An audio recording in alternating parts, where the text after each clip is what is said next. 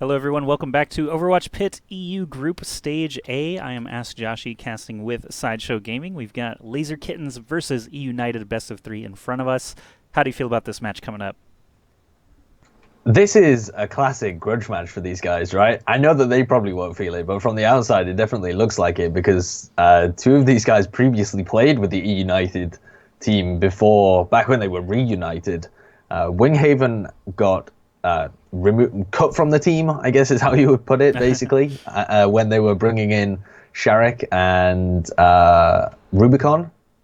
That was when they transitioned over to eUnited, and Kib chose to leave the team back in, what was that, the autumn of 2016 after a reasonably successful second place run at ESL Atlantic Showdown. So both of these two have experience playing on the other side, and now they get to prove themselves in their new outure as Laser Kittens. Yeah, and Laser Kittens actually just debuted essentially this week, so it's very interesting to see them come along. And Spazzo is actually in the roster, as you mentioned, so that's going to be interesting to watch. And Cruz has already swung by the chat to let us know that he's heavily medicated on headache medicine right now. So if he looks crazy in game, that's why. So already giving us some added context here for this match. Excuses. That's what it is. Giving us some added excuses. Joshi. I didn't want to say that because it could improve his play. Who knows? We have no idea. It could. It's like a performance-enhancing headache medication. I've never heard of it, but it could exist. It's going to be all the rage after this match. I'll tell you that. No. Basically, we're all ready to go, so as soon as Laser Kittens and eUnited give the thumbs up, we will be heading into our next match. But if you don't know what you're watching, this is the Overwatch PIT tournament, and we're in the EU group stages currently. There is an EU portion of the tournament and an NA portion of the tournament. The first couple of weeks will be EU, going to go all the way through Group A, where we have 6 teams. Every team plays against each other, round-robin style. And then we will have Group B, obviously, 6 more extremely skilled teams. 4 teams from each group will move on to a playoff-style bracket, and then we'll do it all over again with North America once EU's wrapped up. So it looks like we have one caster issue on one of the side streams. It's not us. So not us this time. Totally in the clear. That makes a change. Yeah.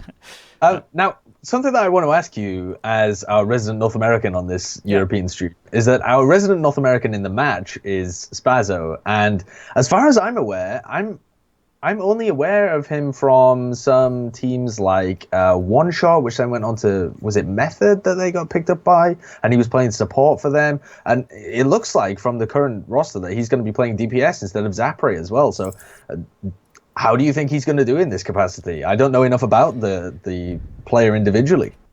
Well, I actually haven't seen him play in quite a long time. And when he did play, I want to say he was on Lucio. Filling in for a team, so it's actually really hard to tell what they're going to have him play just yet. Nesh, yeah, maybe Krems moves to DPS or something? Yeah, I was going to say Nesh is for sure going to be DPS and potentially flex tank. Kib is, of course, a DPS, so Spazzo on Lucio or support just in general does make sense to me. Krems could move around. I actually don't know too much about Krems.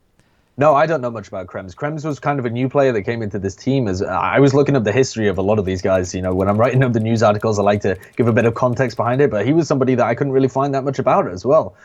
He probably has been playing around like some lower-level teams that they picked him up. I don't think they picked him up directly off the ladder or anything like that. So, you know, maybe he's got some hidden talent that he hasn't showed us yet. And that would make more sense, kind of, right? Because if you have a 7-man rotating roster, you want there to be some flexibility in it. You don't want it literally just to be, okay, so Zapri isn't having a good day, so we're going to insert another DPS player. You want there to be some kind of shift in roles or different compositions that you can bring to the table with your rotating roster. Well, I'm just looking at Krem's profile now because I'm interested, but his Season 3 competitive obviously is shedding a lot of light. He ended 46-36. Soldier 76 was his most played, 13 hours. Zarya 10 hours, Ana 9 hours. So well-rounded, basically hit scan characters. Zarya, of course, can melt people down. Ana, not quite hit scan, but if you got to play support, it makes sense. It looks like we are remaking the lobby right now, guys. So sorry, I thought we were ready to go, but it looks like we did have an issue that forced us to remake. So hopefully it'll only be a minute before we can launch in here. And as it is, we've already seen one great series, Ninjas in Pajamas, that did manage to take out Gamers Origin 2-0.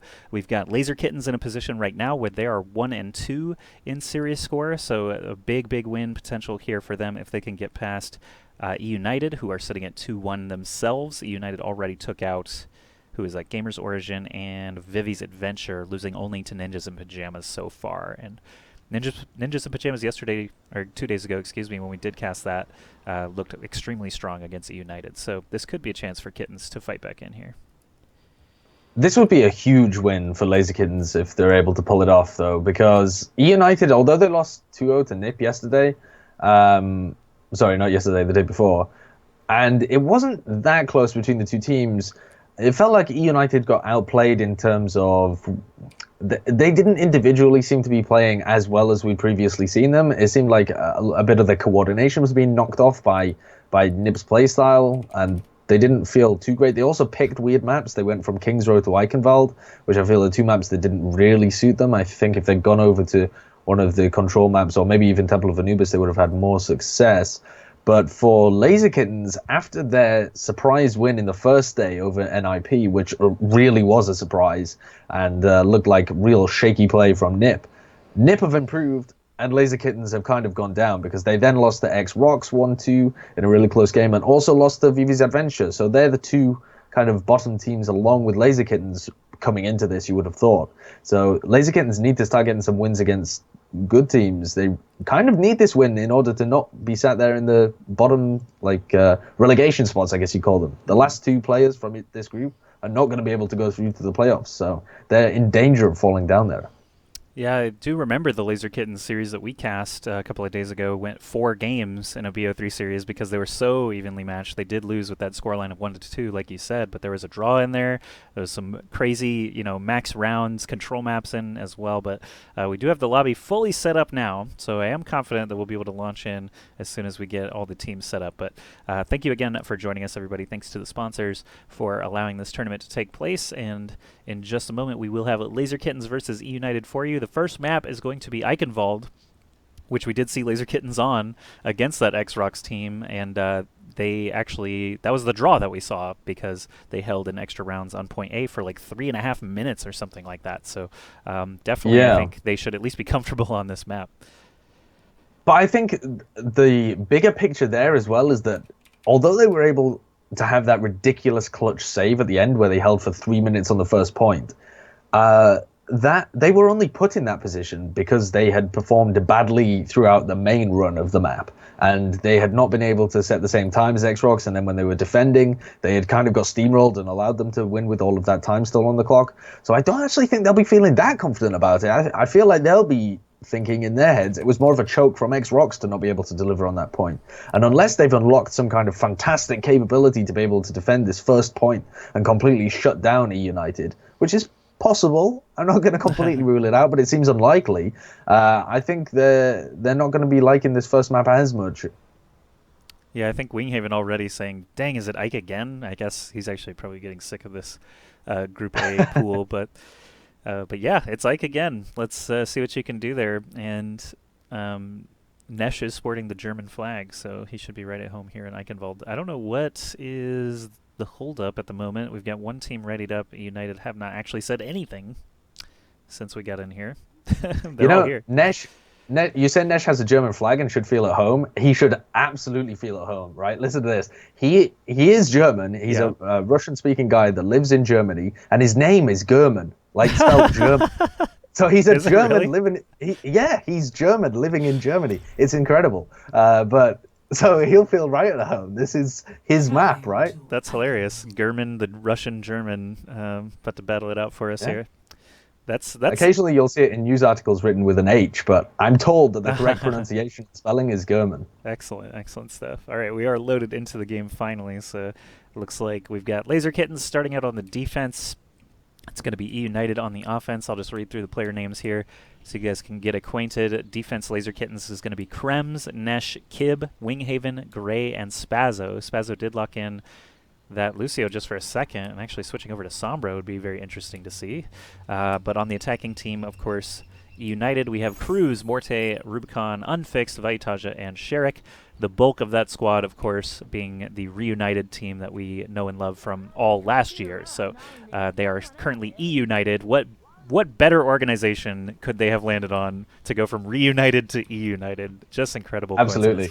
It makes you feel like, I'm sure it wasn't a coincidence as well. Like, if you know the mind of pro players, they'll have just thought, wouldn't this be an excellent meme? And then they'll go, totally. Why don't we approach them and see what it is? And then it'll have worked out. But it makes you feel like they didn't shop around too much, right? They just joined it purely for the name power. But I agree, it's a great decision in terms of branding as well, because everyone's going to recognize it. Yeah, just the word united has basically been ingrained in our brains. We've had Reunited, and then We United with a W was Too Easy's Splinter Squad. And then, of course, there was a period where they hadn't signed with eUnited yet. They were ex-Reunited, and I was calling them Ununited, D-United, etc., Reunited. And then they land on eUnited, of course. Why not? So doors are open now. I'm going to actually, you know what, let's show some love to Winston here. Sherrick as the Winston, definitely going to be the one driving the action here with this dive comp. Cruz and Vaitaja, of course, are going to be dishing out the damage, but Sherrick's going to probably be the one picking targets. You get Soldier and Anna already on the high ground, Tracer up in the front, so it's going to be interesting to see which way they dive here. Sherrick already falling somewhat low. Right, the squad of Laser Kittens here have, as you correctly guessed, got Krems on the Soldier 76, and they're running the Soldier 76 Tracer 222 comp with that Roadhog posted up in the hunting lodge really high up, so they need to get onto Krems. Sherrick and Cruz are trying to get up there, but Sherrick's taking a big sleep dart, and he's just taking a nap on the job, and that's allowed everybody from Laser Kittens to reposition. Ooh. Dive completely ineffective. I had to switch over to Kib just in time to see the hook combo onto Cruz. Rubicon also fell at the exact same time, so that is a nice hold for Laser Kittens. Now just generating additional ultimate as they chase out the rest of eUnited. Sherrick is going to go down as well. So Kib showing up on the Roadhog there. I did, mention when we were talking about what Spazzo might be playing, I mentioned Kib as the DPS, but his Roadhog actually is quite formidable as well. Yeah, it was very good in the previous series that we watched, and going to be incredibly important for dealing with Sherrick as well when he goes on those jumps in. What I'm most interested in is the battle of the 76s here as well, because Zapre, whenever he played, is primarily on Tracer, so this has really added something different to their composition, and he looks good on it so far. Watching Vaitaja throw out a Pulse Bomb, just barely misses. Unfixed actually killed Winghaven and Spazzo both. Here's the attack visor out here from Krems to try and stall this push out, and it actually does manage to secure some kills. You've got enemy soldier Unfixed, extremely low on health. Krems is trying to find him, does eventually loop around with that Helix rocket, so excellent hold again. Laser Kittens using the attack visor there to great effect to prevent losing point A. So it was looking a little scary for them, but they battled back. Sherrick now back in the forefront here as Winston looking for those dive targets again. They don't want to give too much time for Kittens to reset. Large amount of ultimates here for eUnited. This is their opportunity as well. Kib's going to pop up the whole hog, but they've got so many ultimates on the board. There's 2 engaging support ultimates, and they've got both of the DPS ones as well. They're going to pop off the Transcendence, make sure everybody stays alive at the same time as Sherrick's definitely going to be able to pick up this first point by the looks of it. Yeah, Sherrick actually was bullying Soldier all the way away from the point and eventually secured the kill, but just removing him from the fight completely was a big DPS swing. Vaitaja and company getting the job done, and still have a lot of ultimates to work with here in the second stretch. This is where things get interesting, though. We talked about it a little bit last time we cast. The second phase of Eichenwald is actually praised because of the amount of varying strategies that you can see come out here. It's not really just tug-of-war style like you would see in King's Row Streets, for example, where you're kind of just bumping into the enemy over and over. There's all this high ground. There's all these alternative routes to take, and the card itself is barely moving through here. Kills are already starting. Sherrick getting a couple here for his team actually gives eUnited a great chance to continue moving forward. Vaitaja has been great so far in this tournament at Tracer. He's been playing that for the majority of the game. I don't even know whether he's actually switched off pretty much, but lands a Pulse Bomb there onto Grey. Takes the healing out. Really important because Winghaven was blocking the objective down on the floor and the rest of his team was trying to hold up top. And if he doesn't have the Anna heals, he's just a free kill. So Vaitaja picking that one up perfectly, and the cart rolls on. Watching Vaitaja up on the high ground. Just camping the health pack actually manages to keep him alive.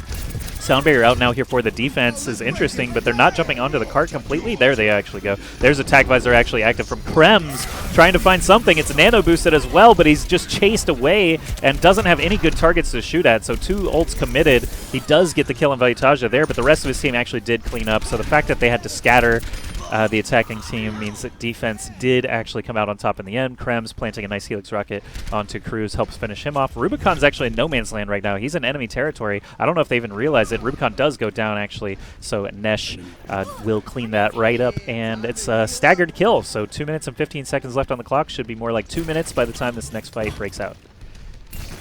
Rubicon's super late death, so they have to wait for him. There's a lot of time shaved off, an extra, what, 10 seconds, something like that. But he's going to have his Transcendence up, and they've got the Dragon Blade, so pairing the two of them together, there isn't a Nanovisor on the other side, so they're very unlikely to get shut down. This Dragon Blade from Cruz is going to have to be big. Watching Nesh right now, but it looks like Sherrick and Cruz are getting the job done at the front of the cart. Kib is here with Whole Hog, but he's just getting completely surrounded, no chance of doing anything. And Sherrick is just racking up all these killing blows. Always present, of course, in the fight because he is the only tank and has that mobility to be able to join up with his DPS wherever they may be. So we've got Laser Kittenz actually regrouping now. Winghaven out the front door, catches a Pulse Bomb immediately, so he's going to get crumpled right at the outset. You get a Dragon Blade out now from Cruz. Let's see if we can watch him get any traction here. Spazzo is actually going to boop Sherrick off the ledge, but all the rest of the kills go to eUnited, and that will be the second checkpoint secured without too much difficulty, if I'm honest. It didn't really seem like Laser Kittenz knew where to be for most of that stretch. Really great ult economy from eUnited. When I thought they were going to pop off the Dragon Blade, they didn't even need to. Cruz just using his dash resets to flick through them, and a huge amount of damage coming out of a very aggressive Sherrick and Unfixed. And they managed to charge up their ultimates as well. Then the Dragon Blade comes out to secure the second checkpoint, and now they're on the move once again, and they have the tactical visor up from Unfixed. Watching Sherrick's POV here just at the front of the cart as he will have to basically be dueling against Winghaven. Pulse Bomb comes out though, and Sherrick does not last long afterwards. There is a Tac Visor out from Unfixed, trying to shoot at anything he can. Spazzo's very low. I don't know why he didn't just stay on Spazzo, but the Helix Rocket did get the kill on Gray.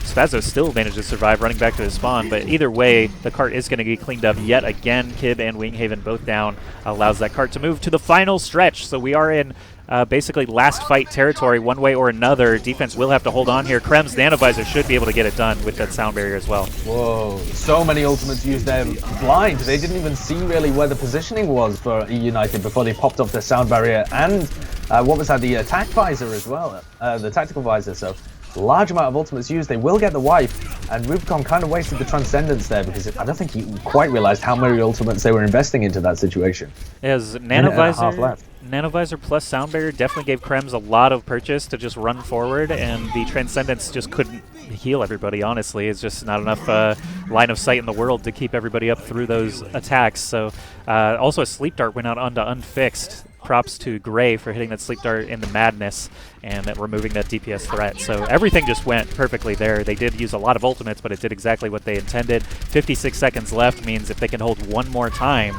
should be successful. Morte does have the sound barrier ready to go. I'm going to watch Cruz, though, because the Dragon Blade should be vital here. The longer they wait, the less opportunity they'll have. And here it comes, sound barrier and Dragon Blade. Slept immediately, and Cruz just taking a nap on the floor is going to get hooked in and destroyed by Kib. And now they've got a couple of ultimates up as well, but the players who have them are currently dead. And Nano Boost has already been expended from Gray, but Nesh and Winghaven back in the fight if he can hit the Earthshaft. Oh! He can't. That's a big Pulse Bomb, trying to bring it back in. It does get a kill, but it's not enough. Just not enough bodies out there as the killing, mostly favored eUnited. A couple of very nice individual plays on both sides of the board there, but Laser Kittenz as a team, obviously we saw that one big coordinated ult to shove them back out of the castle, but the very next push, eUnited were right back in there and won the game. So, I mean, or won the point, excuse me. I won't call the game just yet, as Laser Kittenz, of course, will have to attack still. But, yeah, that was a strong finish. Strong finish from eUnited. Yeah, it certainly was. And a large difference between the two teams was what they were able to get out of their ult economy as well. eUnited really nicely playing that. They only had to expend one or two ults to be able to get the fight and get some clear wipes. And they were pretty good at focusing down players from Laser Kittenz who had those ultimates up. In general, though, I've actually liked this lineup more from Laser Kittenz than I did the previous one. I thought Zapre looked a little rusty whenever he was playing. He seemed to be playing quite passively on Tracer. Nesh seems to be getting a little bit more in their faces and opening up room for Krems to play on Soldier 76. I like what I'm seeing. They're going up against a formidable team here.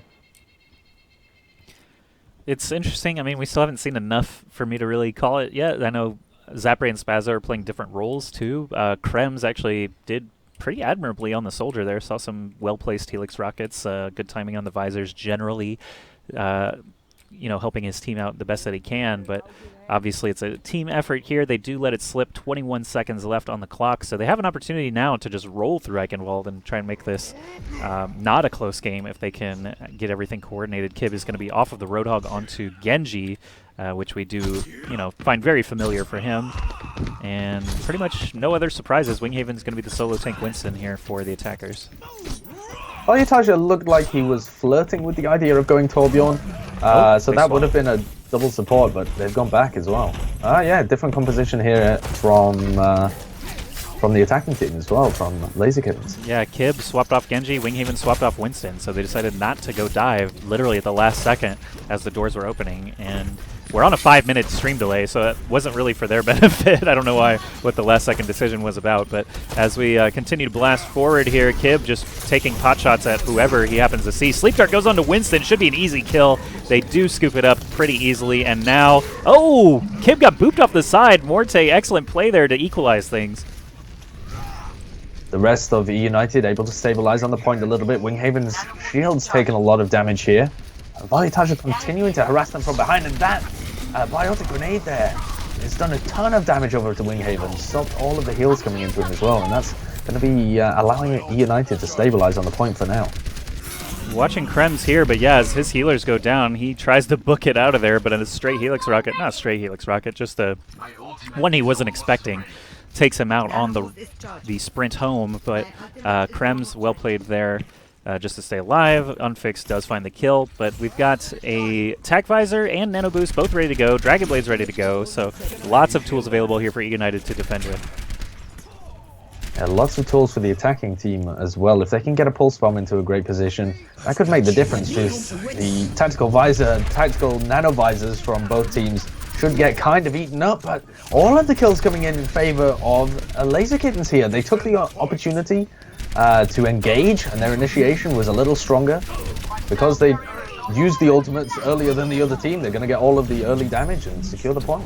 It's interesting, Nesh, tried his best there, but in the end, of course, Laser Kittens just had too much HP to deal with as a single tracer, and we've got Winghaven actually with an Earthshatter ready to go. He's actually nowhere near the fight at the moment, so we'll go ahead and go back to Nesh on the attacking team, chasing down Morte, but he's facing the entire enemy team here. Nesh needs to back out and finally rejoin the cart, which hasn't actually moved too far. They've been one-pushing it this whole time with Winghaven.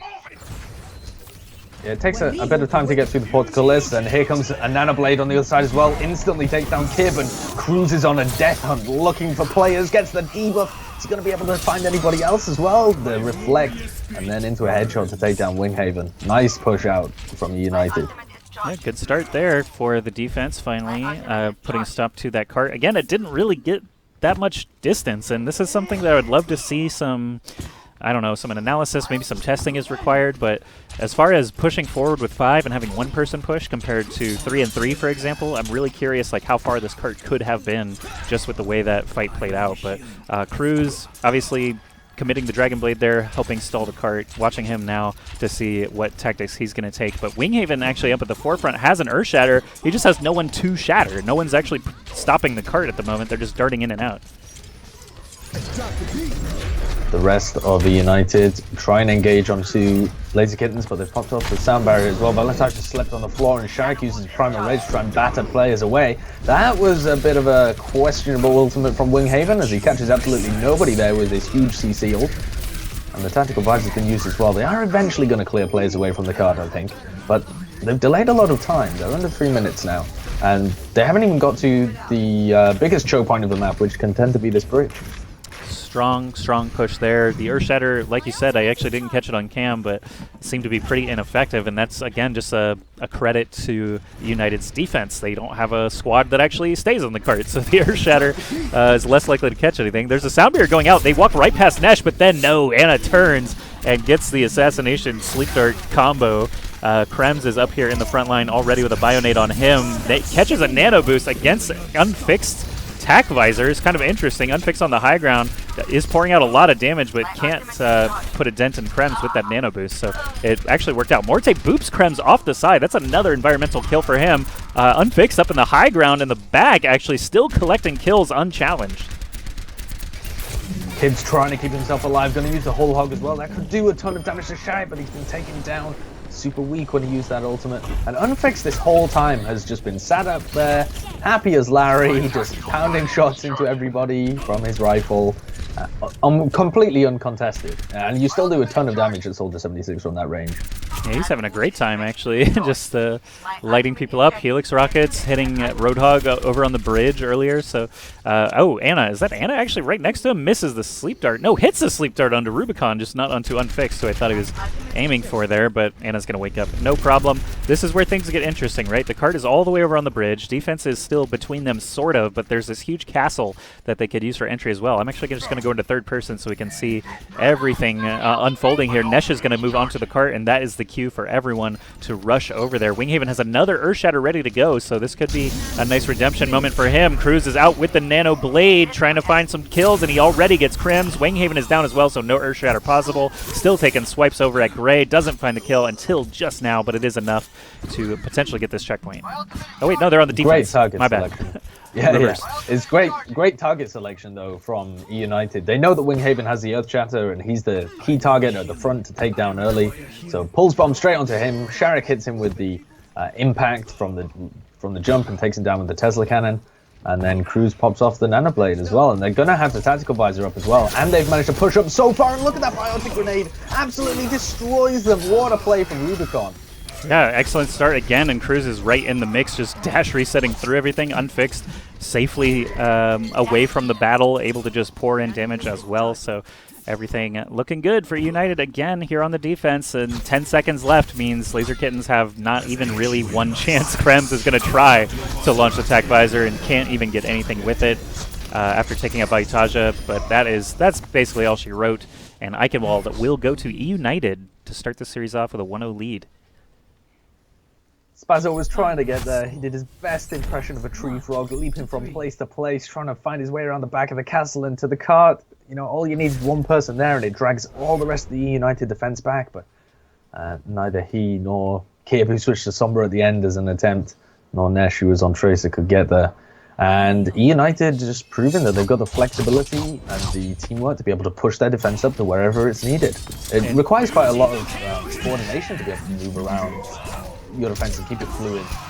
Definitely. The second stretch, we talked about its issues / strategy a couple of times, and wow, 31.3k damage block, that's a ton. But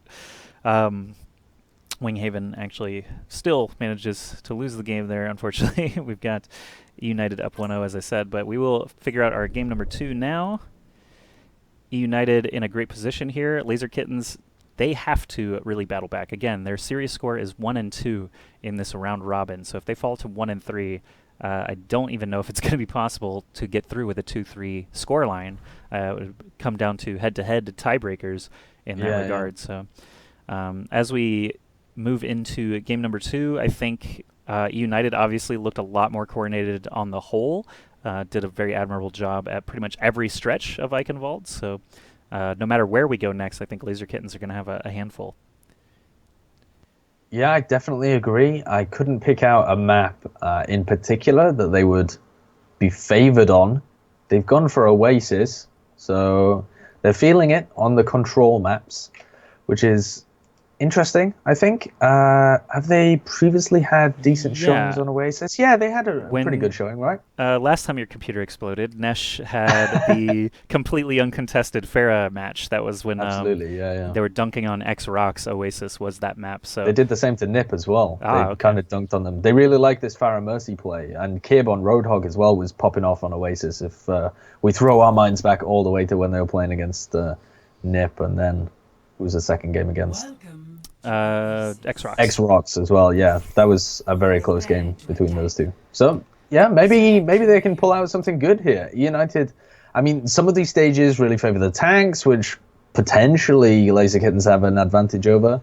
It's going to be a difficult one either way, though.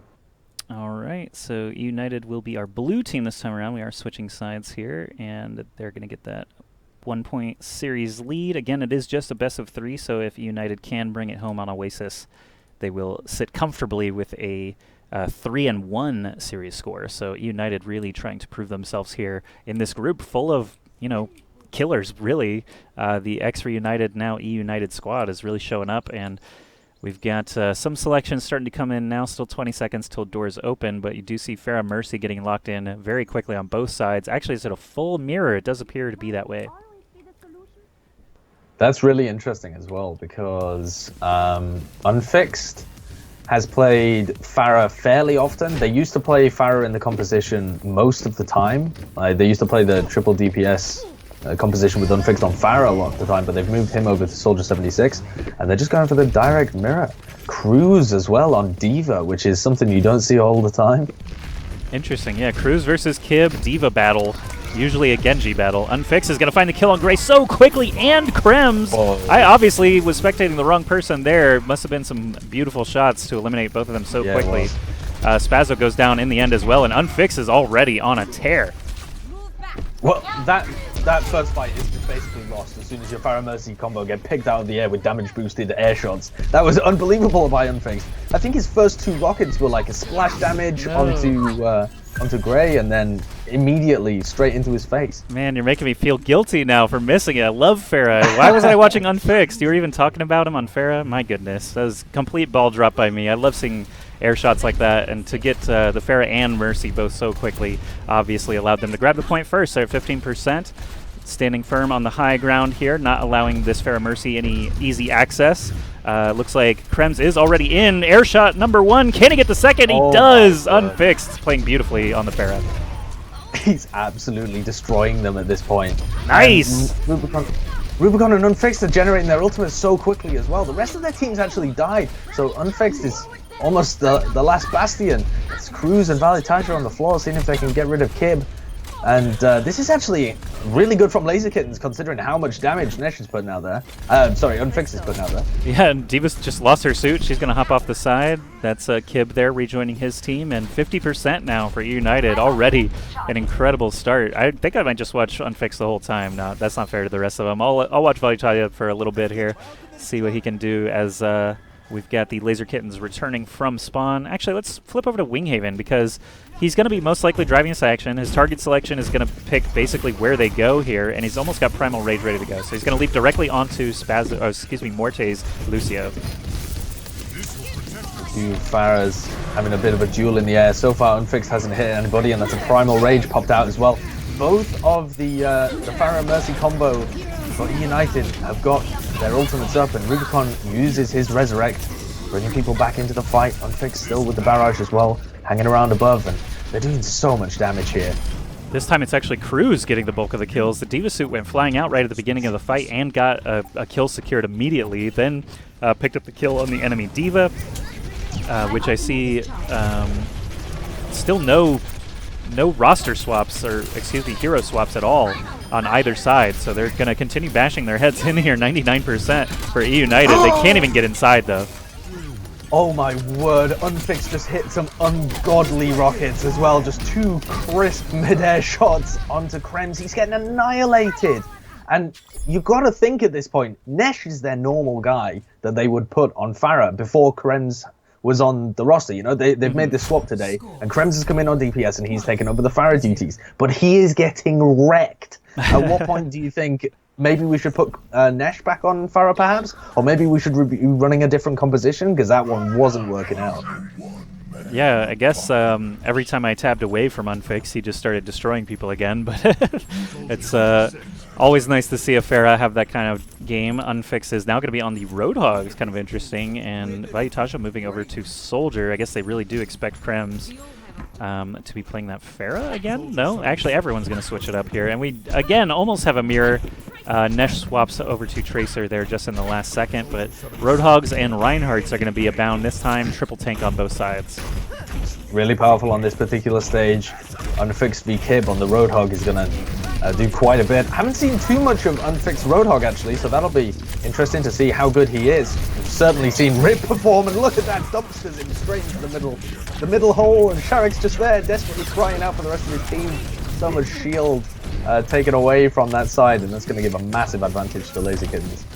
Well, Sherrick hopping on the point now, still has the bulk of his team with him. Can they actually? No, they missed the pin, unfortunately. Sherrick goes down instead. So that is going to be Laser Kittens actually still looking pretty good. As Krems goes down, that changes things. Kib is going to get hooked in, but he does get the kill onto Unfixed, who hooked him in. So never hook first as Roadhog, still proving true there. It's going to be Laser Kittens grabbing the point first. I don't see them trying to contest. There it is, and they are going to get some percentage on the board. So already a better look than they had last time.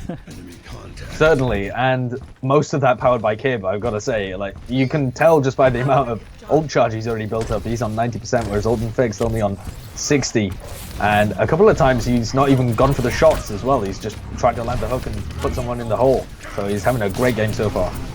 Hooks and holes, and Nesh is going to be the first one to be eliminated there. So nice opening here for eUnited. Cruz and company pushing forward now with all their tanks, but Sherrick actually does get the kill on Winghaven before going down to Kib's Whole Hog ultimate. There's a Graviton Surge at the ready for Cruz. Looks like it's not going to be needed, as 33% is all Laser Kittens are able to gather up. Kib and Nesh finding a couple of kills, though, means this fight is really not over still. They could flip it back very, very quickly here. Cruz used his Graviton Surge as well. That's something we didn't comment on, the fact that Cruz has been playing the off-tanks here whenever they've been playing a 2-2-2 composition, or as they're playing here, triple tank. Winghaven gets hooked as well. He's going to be taken out. They've got so many ults to come back into this situation, Laser Kittens, but Krems has been weak this whole time, so they haven't been able to get a Graviton in position. When he spawns, though, I expect that's what they'll be going for. Well, United have tied it up now score-wise, 33% apiece, and there is a Nano Visor available as well as that Graviton Surge. So I would go, probably Graviton first, see if you can get the team wipe with that, try and save anything else that you can. Winghaven also has the Earth Shatter, so Grav plus Earth Shatter usually gets the job done. Let's see, Biotic Field coming down. There's a Graviton to start things off. Yeah, they're not going to commit anything else just yet. Actually just laying into Sherrick's shield as much as they can. There's really not a lot in the Graviton Surge, so they don't commit too much. Valutage actually going to be under the gun now. Nesh pops his Tac Visor. There's the Nano Boost as well, but nothing really to shoot at. This happens so often, and the Earth Shatter is going to stop him cold in his tracks. eUnited looking okay here, about 4v4 on the point now. Valutage and Rubicon still with their ultimates. Unfixed hits a hook, but can't actually find the kill. They're eventually going to get it onto Krems, and Valutage gets the Nano Visor, but nobody to shoot at other than the Reinhardt shield, and that's completely useless. Although it'll buff your damage stats, doesn't actually do any good for the game. Checking out Spazzo with the sound barrier here. Might be their last chance to actually break in through. Actually, Winghaven's probably going to be a little bit better to watch first person. We'll see if this Earth Shatter ends up finding its mark, but sometimes Earth Shatters can be totally ineffective as well. It's tough to get that lined up. Sound barrier is going to come out first, and it looks like the couple of kills are piling up here for Laser Kittens, so a flip should be inbound. Unfixed gets caught by the Earth Shatter, and that's an easy cleanup again. So Laser Kittens getting back onto the point, trying to stretch this one out as much as they can. 40% now for them and climbing. This particular stage, I feel like we've seen better individual play from a lot of the players on Laser Kittens, maybe apart from Winghaven versus Sherrick, but the ult economy has been so much better for eUnited. Whenever they have an individual ultimate, they've been able to pull it off slightly better. Cruz and Krems are going to be ticking up to this Graviton within the next couple of fights.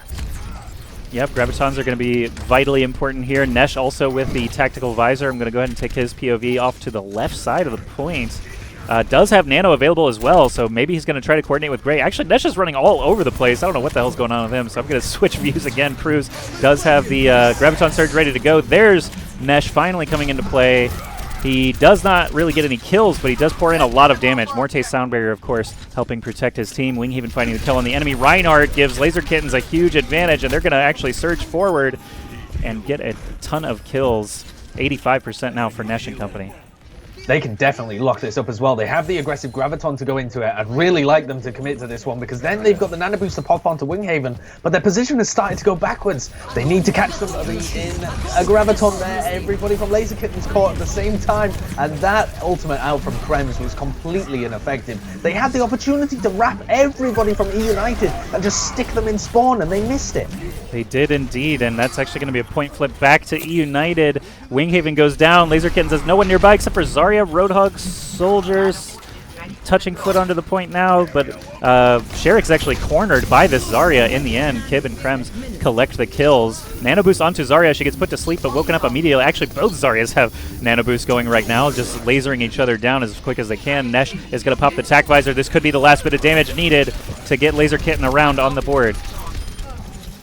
They're picking it up now. It doesn't look like many players are there to contest. It actually flips over, and Velitaj is just keeping it alive, waiting for the rest of his team to come in, but they're so weak and there's so few of them. This is definitely going to be around on the board there, despite that whiff graviton for Laser Kittens.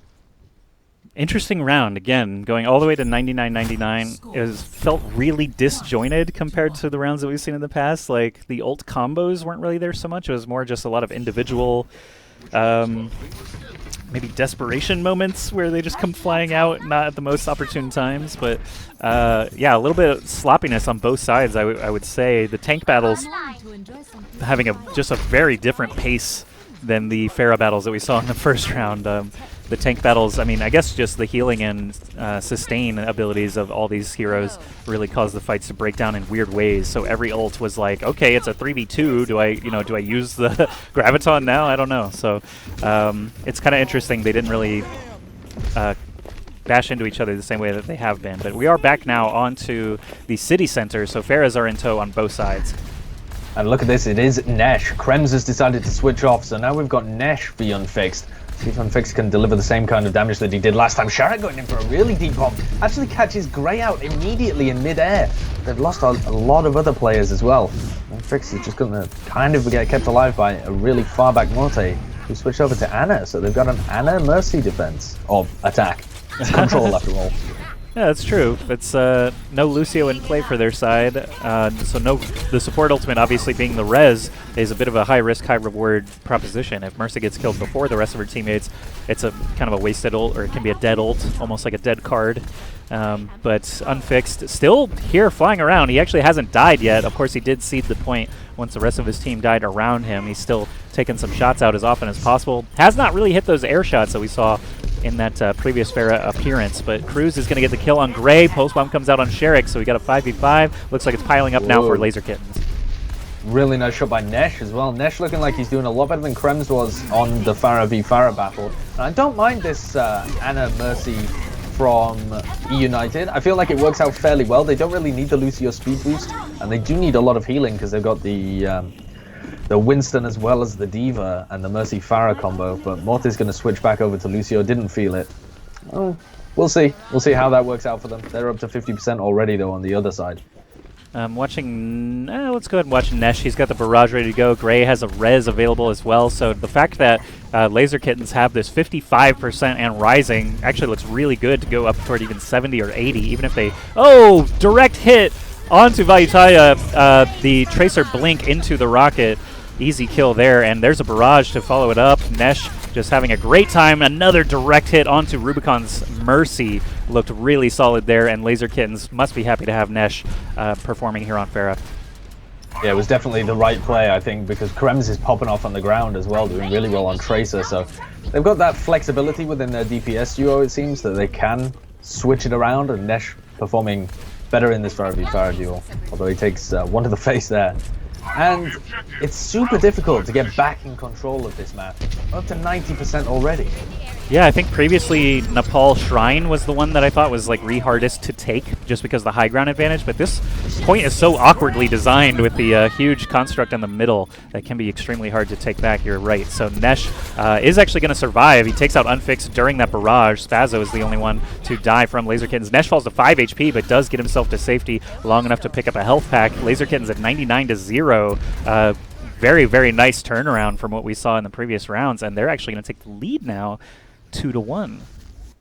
They dominated that particular one. Kib had his hands full trying to deal with Nesh. So did Unfixed. Rubicon just kept catching the direct rockets, unfortunately, unable to dodge out of the way on Mercy. And the switch off from Ana halfway through the game as well meant that they were lacking an ultimate to try and retake the point. Very difficult point to retake. They're back onto this triple tank setup here, which of course Laser Kittens won last time, but was way, way closer. So definitely an opportunity for eUnited to get back into it. Yeah, I think the last time we were here, it came down to basically a Graviton Surge, right? One of them was ineffective, the other one was just slightly better, and the very last fight at the 99% came down on a Laser Kitten's side, but could be a totally different story this time. Again, the mass tanks, the fights have been breaking down just completely different just because of the lack of burst, I would say, and the sustain really just causing some crazy situations as these fights break down. But both tanks, both Reinhardts specifically, just pushing into each other very quickly there. Unfixed gets the first kill onto Gray. Winghaven also down. Nice sleep dart from Rubicon, but Kib gets a double kill for himself. So again, these fights, you never know who's going to come out on top. I'm watching Valuetaja now, Soldier on the high ground, trying to lay some damage in from afar. Far more aggressive play from Gray on Ana. Throws a biotic grenade in, actually gives his life for it, unfortunately. And because Rubicon's able to stay alive, able to heal up the rest of his team. Look at that hook as well, though. Cruz stays alive. No, he doesn't. He's going to fall to a hammer to the face. And that's a decent hook by Kib, who was almost hard carrying his team last time they played this particular stage, and looking like he wants to do it again. Yeah, great stuff there. Laser Kittens flip the point back. Kib has his whole hog ready to go. You got a tac visor ready to go. So they could hang on to this for quite a while already. 10% going their way. I'm going to watch Valuetaja again just because that tactical visor is the best tool that they have, and Rubicon is just about to have Nano ready to go. So they're going to break down this Rhine shield as quick as they can. Nesh is going to pop his visor a little bit early on here. Sleep Dart hits Unfixed, but the visor finishes the job. Unfixed, Morte both going down. Sherik charges across, actually reaches the gap, but Nesh and Kib find the last little bit of damage to kill him off. That was actually an impressive charge away that I didn't expect to work, but he obviously died anyway, so it's going to be Laser Kittens 35% now and rising. Krems is on 73% here. If he takes a nano boost, he might be able to build up to the Graviton, but there's a lot of ultimates coming in here from eUnited. They've got the nano visor as well as an earth shatter. It's going to be imperative that Winghaven blocks this one. Still waiting for Valuetaja to launch that tac visor. They've had nano boost ready to go for a while. Nano's going to catch first before tac visor's committed. He falls to 120 HP. Kind of a scary proposition and nothing to shoot at. Plenty of time for them to take line of sight. After they saw the nano boost come down, they were already running away, so the tac visor just a little bit too late to be effective. Gravitons are just going to grab a ton of folks here. Earthshatter comes out to counter that nano-boosted Rhine from just destroying all of them, but the kills still come in anyway. 62% now as Laser Kittens re-grab the point. I'm a little surprised that eUnited even had time to flip the point during these fights, as it's just all Laser Kittens in the kill feed all the time. Yeah, they essentially won the point when they used the nano visor, but that was all they got for it, and they weren't able to get any kills. They don't use the earth shatter there from Sharik as well. They save it, and he gets to use it defensively when he's on about 2 health. And it doesn't even save them from all dying. As well, Gray's sat for some kind of sneaky sleep dart, it seems like. Gonna be able to get something? Nope, missed it, I think, and gets caught in the nano. Gets caught in the Graviton, sorry. Going to go down here. This looks like a 1-5 for eUnited already. eUnited, yeah, hot start, and the fact is that Winghaven was caught in the Graviton Surge, tried to Earth Shatter out, and didn't really get anything for it. So basically everything that was caught in the Graviton did end up crumpling, and it was a nice use of ults there for eUnited to fight back into the game. Valuetaja does have another tac visor generated. Rubicon with another nano boost available means that they could hang on for quite a while, 17% and rising for them, but we're in one-and-done territory for Winghaven and the rest of the Laser Kittens. If they can actually just win one more fight, they will force this series to a third game. One more fight will be all it takes for Krems to generate his Graviton Surge as well, and he's miles ahead of Cruz at the moment. So if they can get in and force a couple of ultimates out, if they can force out this nanovisor, it'll be massive. So they should just go balls to the wall aggressive here, I think. Whoa, Morte with a double boo onto Nesh and Gray. Well, that's what happens when you contest the high ground, it seems. Terrific stuff there. I was watching Krems just because you mentioned the Graviton Surge, but then Morte goes off and gets 2 instant kills instead. No ultimates required. So the lethal power of Lucio rearing its ugly head again here on these control maps. He is just a superstar. That's why you run Lucio, guys. Sound barrier and speed boost and instant kills. Why not?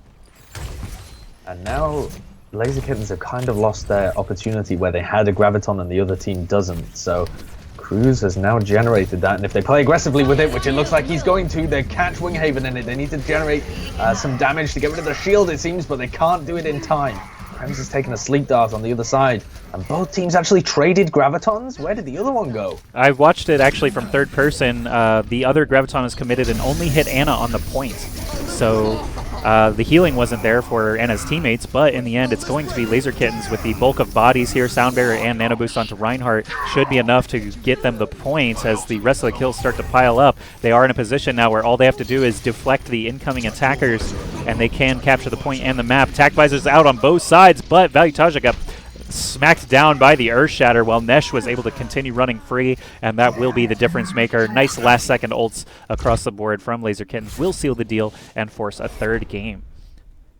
Well played by them on Oasis. They got the better end of the Farah Mercy fight when we went over to City Center, which was surprising considering how well Unfix was playing previously when they were playing on Gardens. But they showed twice that they were the better team when it comes to triple tank. And despite eUnited being an excellent triple DPS dive team, looks like some of their coordination when they go to tank still needs working on. It's kind of interesting that the tank battles went that way. Again, like every CC ultimate was so important, and some of them were kind of wonky on both sides. Like we had one-man Earth Shatters, no-man Earth Shatters, one-man Gravs, just kind of continually through there. And it felt like it was just a result of, again, these compositions just having no idea. Like a Roadhog falling to 2 health tells you nothing. Anna can pick him up in like 2 seconds. He can take a breather, and he's just suddenly right back into the fight. Essentially, Zarya's with their shields can prevent instant kills here and there. Sleep darts just shutting down tac visors left and right. Like, it's just insanity on these control maps, and I actually really enjoy the gameplay that we're seeing from these EU teams. Now that we're between games here, it looks like the final map is going to be Ilios, chosen by eUnited since they were the losing squad. So we'll be heading into another control map. Again, props to these guys for the endurance that they show playing all these control maps. Yeah, that's a weird choice from eUnited as well, I think, because they're playing against a brand new team, and they already know that they've got some capability on control maps because they just lost to one. They just lost on one. And there are definitely points on Ilios, particularly the Lighthouse stage, where you could run a really good triple tank composition. So I think eUnited must be really confident in their Ilios play, because they could have taken them to King's Row or even Temple of Anubis. I mean, which teams that formed, a week ago have been grinding Temple of Anubis? It just doesn't happen. So right. Surely you've got an advantage there. That is a fair point, but it's also not the most fun map to play. If they felt like they were close enough, there were a couple of 99-99 rounds that could have fallen their way pretty simply. I guess they felt like they weren't bashed to death on that last map. It was at least close. So you're right, though. Ilios is a bit of a different animal. There's a lot of open skies. I do expect to see Pharahs popping into play on the well level at least. But here on the ruins, I don't think anyone's going to be brave enough to pull out that Pharah in the open air. Probably are going to be seeing just a lot of tanks again. We can see Laser Kittens already lining up with that squad. Oh, actually, we're not in game, so I will switch it there. Now everyone can see, and the series is now tied 1-1, of course. So the winner of this map will take the series. Big, important game here on Ilios for both sides. Again, Laser Kittens have the worst series score in the tournament so far, so they are looking for a big win here against eUnited. They definitely need it. I mean, if they don't pick up this win here, Laser Kittens, there's very high potential that they could end up going out of the tournament. And their fate is almost not even in their own hands as well. So let's take a look at these team compositions. Nesh on the Widowmaker. That's interesting. It's a triple tank with a Widowmaker. So they'll be able to buy a bit of room, but he's playing into a dive. Is he really going to be able to get that much done? That is scary. I think they were maybe predicting the Pharah comp coming out, and it just... I don't know why you would run a Widow otherwise, because dive is going to make life very difficult for him. Tracers, of course, just blinking around, deflect every time you try to focus a Genji. Winston can just sit on you with the butt slam and a punch. You're just dead. So I'm watching Nesh right now try to deal with this enemy Genji, but he does get the kill. 6 shot onto Cruz. And Morte. Well, and Unfixed. Oh my goodness, Nesh is blowing up. Why are we questioning this? I guess the opposite of the caster curse. Nesh is showing. Whoa, gets as well. He's on fire. He's popped off his ult as well. He already generated it. That was kind of ridiculous. I guess there are a lot of 200 health targets that he's fighting against here. I was just gonna say every hero does have a head to shoot at least. That's one benefit to running the Widowmaker. If he can get a full charge headshot on anybody, it's still good. So Sherrick is actually gonna bring out the Reinhardt. Was he started on Reinhardt? Actually, I'm not sure if he swapped or not, but Nesh blowing up 4 people in that first fight easily gives them the point flip. 22% now for them. And Rising Nesh is going to have to flee from the Winston. I'm going into third person now as a couple of ults are starting to fly out. It's going to be nano boosted Winghaven, but his team is already half dead. So Laser Kittens are going to slowly fall apart here. eUnited will grab it back. Thanks in play. Excuse me. Whoa. Did I say that right? Yeah, eUnited do flip it back. Thanks in part to Rubicon's Zenyatta. The Discord orb was just flying left and right from what I saw there. I also want to point out that you were right when you said that there has been a change in the composition. Unfix was previously playing the Soldier 76 and Sharik was on the Winston. Now, when you're playing a main dive composition, the Winston can't spend all his time trying to just harass that Widowmaker. So the fact that they're running the double tank now, and Unfix has that ability just to go and do his own thing, he harassed Nesh down and Nesh was completely shut out of the fight. And he's actually switched over to Tracer as well. So mind games going on here and composition counters. Yeah, tons of switches happening. And Nesh is, of course, not on Widow anymore. He's on Tracer himself. So Pulse Bomb goes out from Value. Taja gets 2. That's a huge pickup there. That's another 1 fight off the back of a very quickly generated Pulse Bomb. So definitely always feels good to get 2 kills with that Pulse Bomb when very often it can just whiff completely. So big value there. Cruz is already generated the Dragon Blade, so he's ready to go with that. Kib does have Whole Hog to act as a deterrent. He's actually trying to be Sneaky Hog right now and perhaps find some unsuspecting targets, but eUnited are actually all over the place just waiting for this team to come in before trying to engage. They're going to let them step onto the point before battling. Sound barriers out. Dragon Blade I would expect to see, but it looks like they're trying to power down Winghaven as quickly as possible. Cruz dives on him, but Sound Barrier comes out, negating the blade a little bit. Kib is going to get 2 kills with his Whole Hog, and the ults are piling up in Laser Kitten's favor. Should be able to flip this when all is said and done. And they need to get Cruz down. He's really weak. They find that kill. They're going to be able to butcher down Unfixed. That was really nice play from them. They had the perfect ultimates as well to work with. They knew that Rubicon had used the Transcendence in the previous fight, so that Graviton has got no counter to it. Morte used the Sound Barrier, but there was one on the other side as well to negate the Dragon Blade that came in. And Kib's Whole Hog does a ton of damage. Really well-paired ultimates. Great ultimate coordination. And they've still got 3 in the bank now. Here they come flying out, actually. Nano Boost is out. Pulse Bomb is out. Pulse Bomb whiffs, unfortunately, on one side. Nesh finds his target on the other side. Laser Kittens really having a strong start. Cruz goes down as well. It looked like he was maybe asleep or earth shattered. I couldn't really tell, but he was CC'd in some regard. Easily cleaned up there by the Tracer. And now 70% for Laser Kittens. One last opportunity, really, for eUnited to come in here with no ults available. Rubicon's the closest with the Transcendence, but I gotta favor Laser Kittens just with the way the ults look right now. If Winghaven can catch even 2 people, this should be a 1 fight again. Little strange that they've stayed on this double tank composition as well, because Unfix doesn't have a primary target that he really wants to get onto, and he's kind of getting butchered a bit by Kib, and there he goes down immediately, right off the beginning as well. Shatter whiffs a little bit, and Winghaven takes the opportunity to charge all the way out of the fight, but they found 2 already, and that's going to be all said and done, I think. That's a crazy first opener. Well, I had Winghaven's POV there. He did actually hit 2 people with it. It was one of those situations where the enemy Reinhardt's shield was just kind of at a slight angle, so it caught someone that you thought would be behind him. The Fire Strike actually got a kill there before he charged out, so it actually worked out. Winghaven did a pretty good job there. I said all he had to do was catch 2 people. That's exactly what happened. They won the round, so Laser Kittens proving me right there. They have an opportunity now to run away with this series. Their control map looking very, very strong here, both on Oasis and Ilios.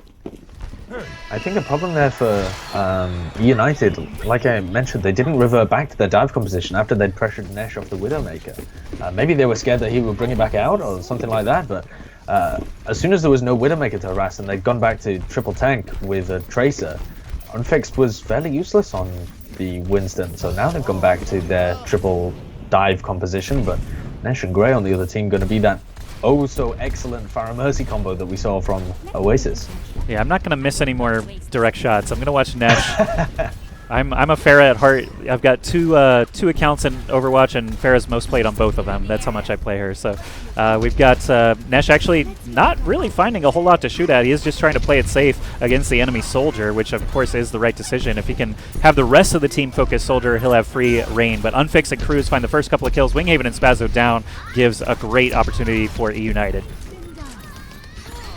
Nesh and Grey, despite being alive, didn't find much in that fight, and if you're going to run a Pharah Mercy into a triple dive composition, I feel like you have to be able to play aggressively and take unfixed out yourself. I don't think you can actually rely on the rest of your team to do that. There isn't enough punch behind the rest of your players. Most of it's in the Pharah, and if you're trying to play passively like he was just then, you're gonna get discorded. The Zen and the Soldier have so much potential to take you out, and even Cruz can zip around as well. So I'd like to see Nesh play a bit more aggressive and in unfixed face, try and shut him down a bit.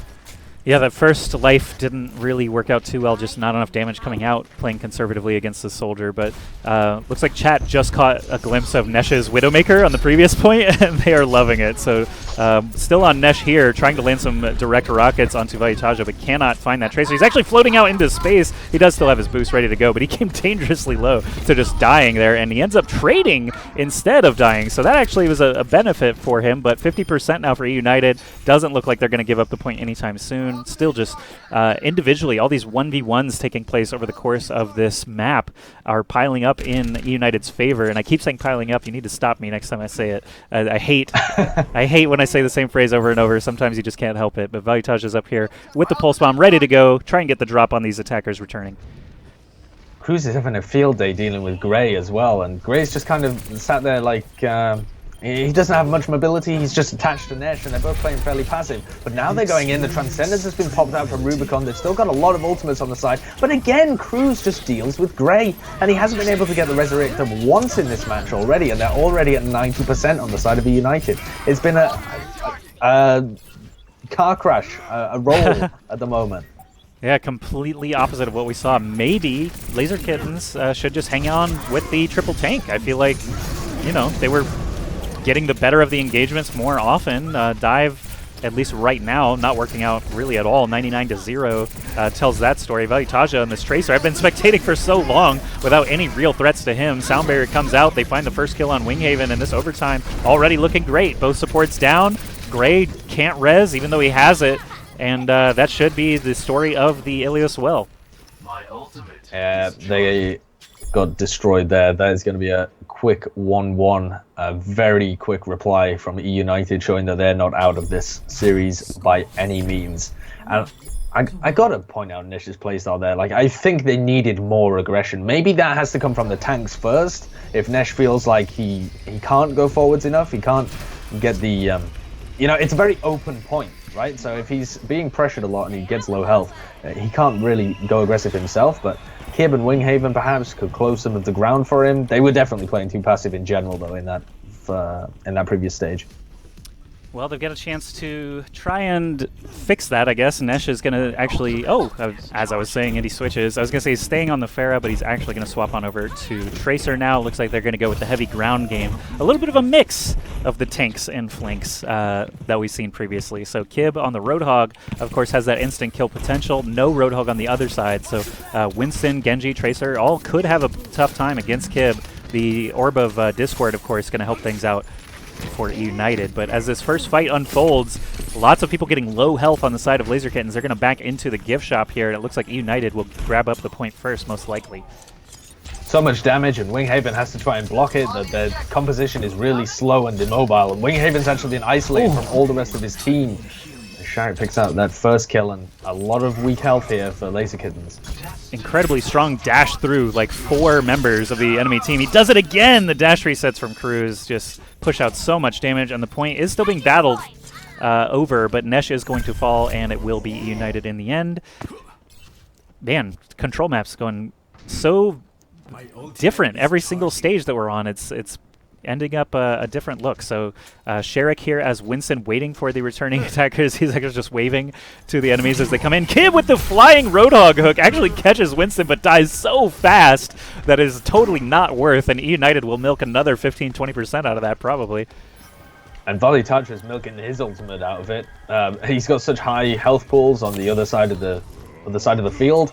Winghaven and Kib, he can just charge his ultimate for days and lay pulse bombs on whoever he wants. So it's going to be a difficult one to flip, actually. As long as they get to the point, this composition is going to be pretty good from Laser Kittens. But the difficulty is getting to the point. And eUnited are playing this really well because they're putting a lot of early pressure on them. Winghaven has to put his shield up. They have to slowly go through. Kib's weak and has to take a breather before he can get to the point.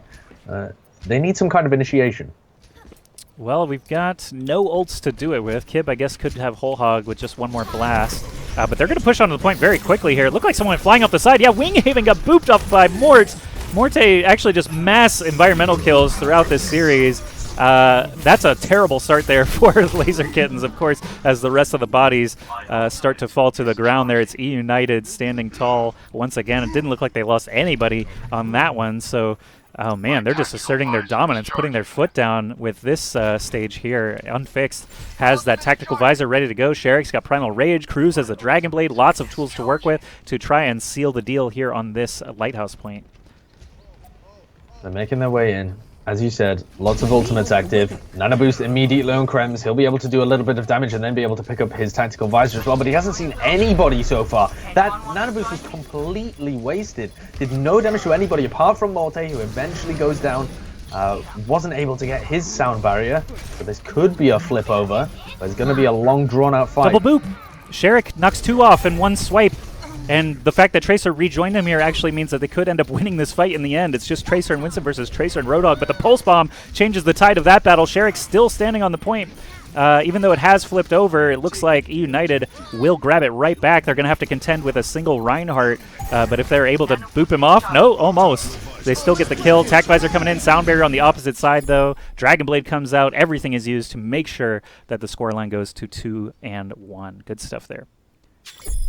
Yeah, well played by eUnited. They did everything they needed to be able to shut Laser Kittens completely out of the point. From Laser Kittens, what they could have done better, possibly, trying not to approach through the small alleyways, although it's difficult to avoid them, or through the house, because then you have Winghaven and Kib kind of at the front, eating a lot of damage just onto their shield, so you're not even generating the ult onto Spazio, who was really behind in terms of the sound barrier generation, because he wasn't able to put heals on the rest of his team as well. They were just tanking all the damage to their shields and then being picked off incredibly quickly with the focus fire. So they completely get wiped in 2 stages in a row here. Now it's eUnited in the lead. Checking out Cruz to start things off here. If they can just win this final ruined stage, they will take the series and potentially knock Laser Kittens out of contention for this tournament. Nesh is already on the Widow again. We'll see if he can grab any free shots across the way like he did last time.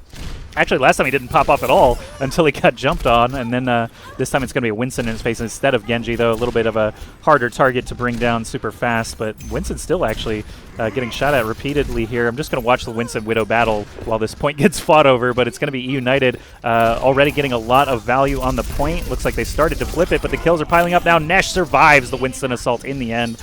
Unfixed is going to go down, but it's eUnited all over the point, so they still have some work to do. Laser Kittens have 3 or 4 members alive, but they're just not getting the kills they need. Nesh goes down also to Cruz there.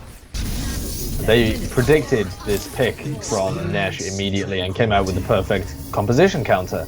And Nesh has his ultimate up, but it's going to swap over to Tracer. And this was the point at which last time eUnited didn't make the changes in their composition and ended up losing to the triple tank Tracer. So we'll see if it goes the same way this time. Spazio trying to get out of there, but just does not have enough teammates to help him. It's going to be Laser Kittens actually making a big move here. Winghaven's still in pretty high health, but not the best duelist hero against the Tracer. Cruz is going to show up and help destroy Winghaven there. Actually, he's just going to hop off the side, rejoin his team. He was kind of the lone survivor there and not really doing much at the time, so makes sense. Rejoin your team. Cruz has the Dragon Blade this time. Going to go ahead and start out on him. Nesh, of course, has swapped back to the Tracer after dying as Widow that first time around.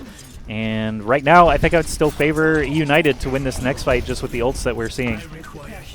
Krems is going to be really close to a Graviton as well, though. If he can get it and they can pair it with the whole hug from Kib, that's a huge amount of damage potential. Winghaven going forward with the Earth Shatter actually doesn't catch anybody, but the counter Earth Shatter! Send them flying! Sherrick is going to destroy them. That was sick. Nice charge, actually. Kept him on the point, knocked Roadhog completely off. Terrific play there from Sherrick. The Earth Shatter and the follow-up are both beautiful, giving eUnited a huge lead, 75% to nothing, and all they have to do really is repel one more attack. Nesh does have a Pulse Bomb, Kib's got a Whole Hog, but are those tools enough? I don't think so, honestly. Cruz still has Dragon Blade. Vitaja can match Nesh's Pulse Bomb, and Transcendence and Sound Barrier both piling up now for, I can't believe I just said that again, for eUnited. So lots of tools in the toolbox to try and repel this attack. How they decide to initiate. activity. Nesh going forwards, but not planting the pulse bomb yet. Sound barrier used out, and the transcendence. So both stacked on top of each other there to try and avoid all of the damage coming out from the whole hog and various other things, other tools in the toolbox, as you said, that are being applied from both teams. Yet Nesh with the pulse bomb sticks it onto Sharek, and eUnited still holding on to this one. They're 99% in overtime. If they take this, they've taken the series. Cruz has survived this whole time, just dishing out damage from afar, using those defensive abilities of Genji, of course, to keep himself up. And as it happens, Nesh is going to go down. Winghaven is the last person to try to battle it out here yet again. Overtime takes down, and that is a 3-1 victory. Much better look on the control maps there for eUnited. They look so dominant the last couple of points there, and they are going to give themselves a 3-1 series score now in Group A.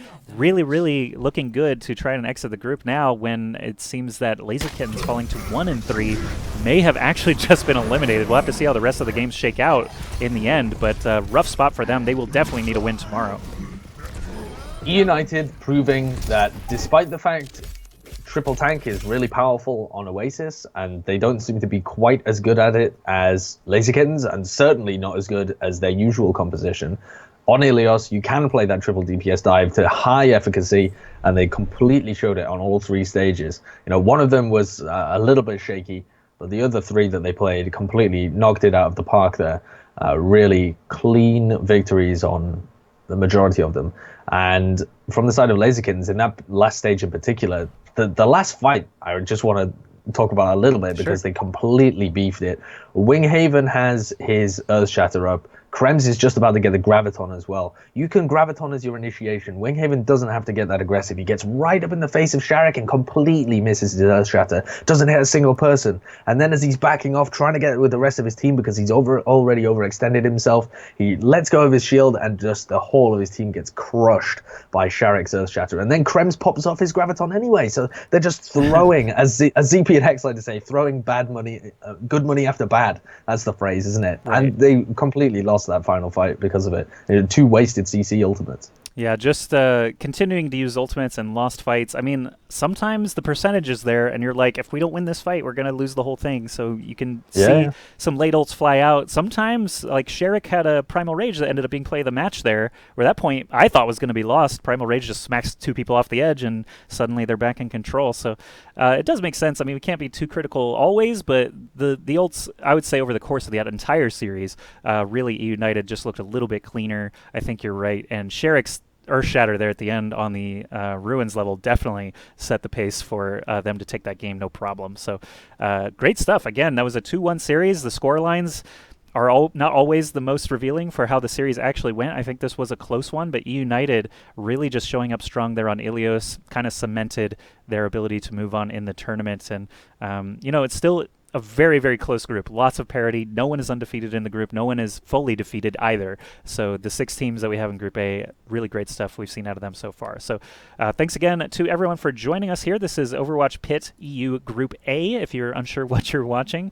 I'm Ask Joshi, casting with Sideshow. You can see all of our lovely sponsors across the bottom here, but we are going to cut to a break. We've got one more best of 3 series for you guys today. It's going to be X-Rocks versus Vivi's Adventure. X-Rocks really impressed me when we got to cast a couple of days ago, so I'm excited to see what they can do against Vivi's Adventure that likes to play the upset. So could be a volatile match as per usual.